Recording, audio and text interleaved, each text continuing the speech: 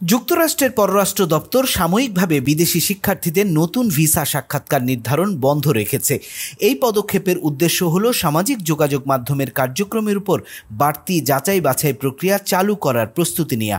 পররাষ্ট্রমন্ত্রী Marco Rubio স্বাক্ষরিত এক নির্দেশনায় বলা হয়েছে, সামাজিক যোগাযোগ মাধ্যম যাচাইয়ের সম্প্রসারণের প্রস্তুতির অংশ হিসেবে কনসুলেট বিভাগগুলোতে নতুন কোনো শিক্ষার্থী বা বিনিময় প্রোগ্রামের ভিসা সাক্ষাৎকার নির্ধারণ না করার নির্দেশ দেওয়া হয়েছে যতক্ষণ না পর্যন্ত নতুন নির্দেশনা জারি করা হয়। এই স্থগিতাদেশ শুধু নতুন সাক্ষাৎকার নির্ধারণের ক্ষেত্রে প্রযোজ্য। ইতিমধ্যে নির্ধারিত সাক্ষাৎকারগুলো এই সিদ্ধান্তের আওতায় পড়বে না।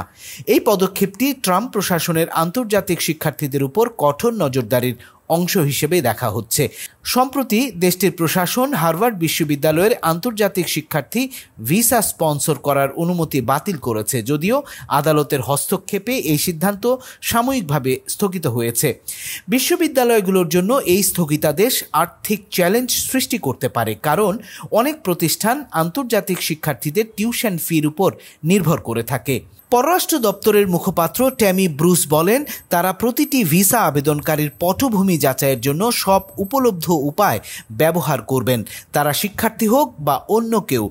এই পদক্ষেপের ফলে সামার ও ফল সেমিস্টারে ভর্তি হতে ইচ্ছুক শিক্ষার্থীদের পরিকল্পনায় বিলম্ব হতে পারে।